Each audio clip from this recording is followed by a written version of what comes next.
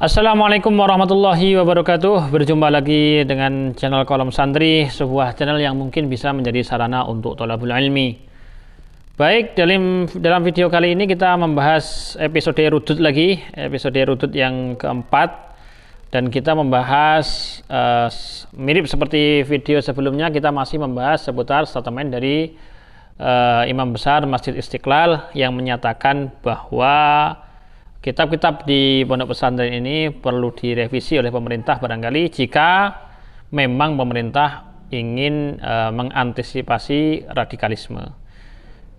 Karena produk-produk kitab ini adalah dibuat, disusun pada waktu perang salib, itu statement beliau.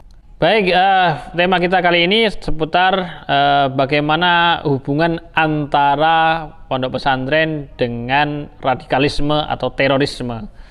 Baik, kita bahas kitab-kitab yang ada di pondok pesantren, Fathul Qorib, Fathul Mu'in, dan Fathul Wahhab. Memang dalam kitab-kitab ini kalau kita lihat daftar isinya memang ada pembahasan mengenai kitabul jihad. Pembahasan soal jihad dibahas memang pembahasan seputar jihad dibahas di situ.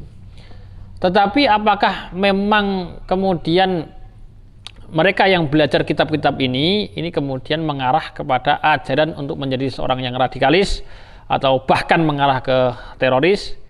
Maka kita perlu cek faktanya. Faktanya adalah yang pertama, kita perlu telusuri teroris-teroris yang sudah tertangkap itu, atau mereka yang radikal-radikal, yang dianggap radikal lah begitu ya. Ini mereka mengkaji kajian keagamaan di mana? Apakah benar di pondok pesantren? Karena berdasarkan informasi yang kita dapat bahwa mereka yang mudah didoktrin untuk menjadi radikal dan menjadi teroris adalah mereka yang tidak pernah pondok pesantren, kemudian semangat di bidang agama, dari SMA atau SMK, kemudian ke perkuliahan umum yang tidak mengarah kepada agama dan tidak pernah mengkaji sama sekali kitab-kitab semacam ini, kemudian kena doktrin dan akhirnya justru menjadi teroris itu tadi. Jadi barangkali pemerintah perlu terbuka dalam hal ini.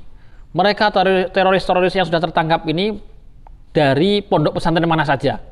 Ini supaya kita lihat apakah benar apa yang disampaikan oleh beliau Imam Besar Masjid Istiqlal yang mengatakan bahwa kitab-kitab ini perlu direvisi. Kenapa begitu?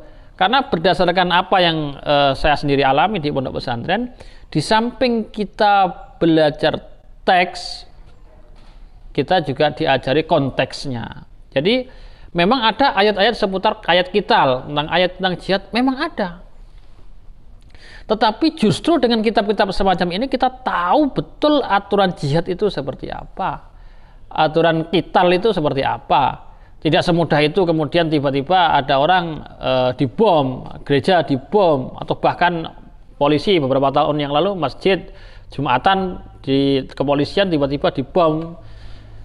Bukan seperti itu. Justru dengan kitab-kitab semacam ini, ayat-ayat tentang jihad, ayat-ayat tentang qital itu diperinci aturannya oleh para fuqaha sehingga orang tidak hanya memahami teks tetapi memahami juga konteksnya. Maka kalau orang lihat daftar isinya saja gitu, wah, kitab Fathul Qorib ini ada kitabul jihad, kitab Fathul Mu'in, Fathul Wahhab ada kitabul jihad, di daftar isinya tanpa membaca isinya, maka kesimpulannya, wah, ini kitab mengajarkan radikal, ini mengajarkan terorisme ini. Jadi, seolah-olah begitu itu. Makanya dibuka dulu isinya, diajarkan dan ngaji di pondok pesantren. Sehingga bukan hanya diajari teks, tetapi juga diajari konteksnya seperti apa.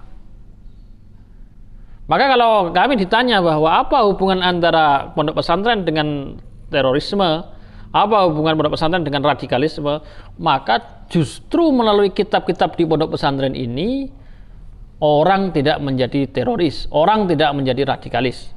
Karena di samping orang memahami teks Al-Quran tentang jihad, tentang qital, juga semakin paham konteksnya seperti apa, aturannya tidak semudah itu. Jadi ini apa hubungan erat antara terorisme dengan pondok pesantren? Pondok pesantren adalah yang paling getol mengcounter terorisme. Cek saja para tersangka terorisme pasti bukan alumni pondok pesantren. Atau kalaupun alumni pondok pesantren, dia tidak serius dalam mempelajari kitab-kitab semacam ini. Ini jelas. Walaupun dalam kitab-kitab ini ada pembahasan jihad. Ini makanya kalau memang orang hanya melihat daftar isinya saja, jadi kesimpulannya begitu itu, dan beliau yang mengatakan itu berdasarkan sepengetahuan kami, beliau adalah pakar tidak di bidang fikih. Beliau funnya adalah kajian keilmuan lain.